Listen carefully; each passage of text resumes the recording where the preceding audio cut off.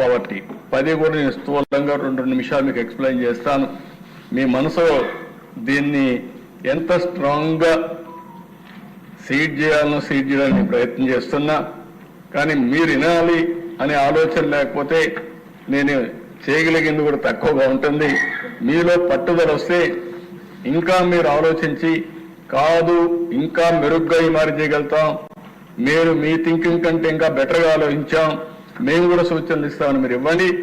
మీ సూచనలన్నీ సిద్ధంగా ఉన్నా. నేను ఎప్పుడూ చెప్తున్నా అనునిత్యం నేను ఒక స్టూడెంట్ని. ఏ కొత్త విషయాలు మీరు చెప్పినా ఎవరు చెప్పినా నేర్చుకుని దాన్ని అమలు చేయడం నా బాధ్యత. చేస్తానే ఉంటాను. ఇక్కడ మీరు చూస్తే నేను ముందే చెప్పాను, P3 model as on today సంపద సృష్టిస్తూ ఉంది. ఇప్పుడు P4 model people public private partnership. ఒక P ప్రజల్ని యాడ్ చేశాం. ప్రభుత్వం, ప్రజలు, అదే మరి ప్రైవేట్ అంటే ఏజెన్సీలు కానీ వ్యక్తులు కానీ పార్ట్నర్షిప్ పెట్టుకొని ఏ విధంగా పేదరిక నిర్మూలన చేయాలో ఆలోచించాల్సిన అవసరం ఉంది.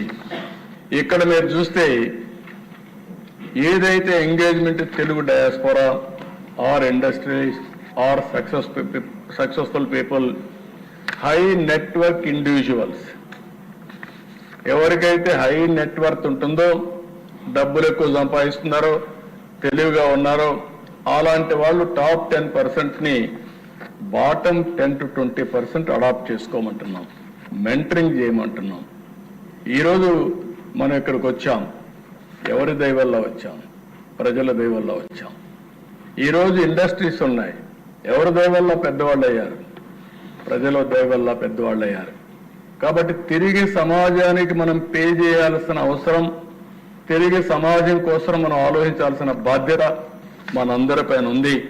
అందుకని ఆ 20% 1:1 కానీ 1:5 కానీ ఇట్లా కానీ తీసుకొని ఎక్కడికక్కడ short term, medium term, long term mentoring, assistance, hand holding ఇవన్నీ చేయగలిగితే దిశ అది ఇంకొక రెవల్యూషన్ మాదిరి తయారవుతుంది.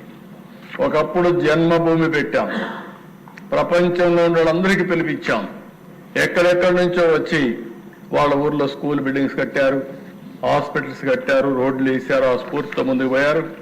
అప్పటికంటే ఇప్పటికి చాలా వరకు వెల్త్ పెరిగింది. ఇది మనందరి బాధ్యతగా తీసుకోవాల్సిన అవసరం ఉందని కూడా నేను మీకు తెలియజేస్తున్నా. అది కూడా రాబోయే రోజుల్లో చాలా స్పష్టంగా మెజర్ చేస్తాం.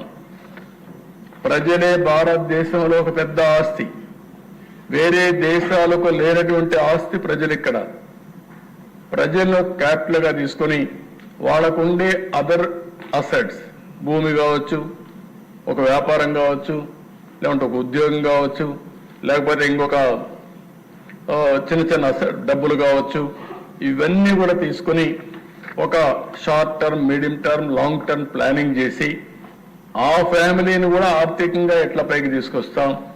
ఫేజ్ 1 పేదరికం నుంచి పైకి తేవడం, ఫేజ్ 2 ఆర్థిక అసమానతలు తగ్గించడం.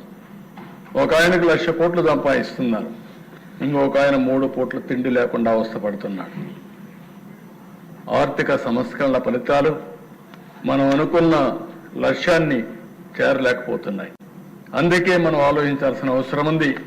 మనం కూడా వినూత్నంగా ఆలోచించి ఇలాంటి కార్యక్రమాలు చేయడమే కాకుండా ఆ కార్యక్రమంలో భాగస్వాములైన వ్యక్తుల్ని గౌరవిద్దాం, అలాంటి వాళ్ళకు అవార్డ్స్ ఇద్దాం. సమాజం గుర్తించే విధంగా చెడును చెడుగా, మంచిని మంచిగా మనం ప్రమోట్ చేయగలిగితే మనం అనుకున్న లక్ష్యాన్ని నెరవేరే పరిస్థితి వస్తుంది. ఇక్కడ కూడా ఫైనాన్షియల్ గా సోషల్ ఇన్క్లూజన్ ఫర్ ఆల్, అందరికి కూడా ఆర్థిక ఇబ్బందులు లేకుండా చేయాలి. సమాజంలో గౌరవం ఇచ్చే విధంగా ఇన్క్లూజన్ చేసే పరిస్థితి రావాలి. దానికోసం మనం దీన్ని టేకప్ చేయాల్సిన అవసరం ఉంది కూడా నేను మీకు తెలియజేస్తున్నా.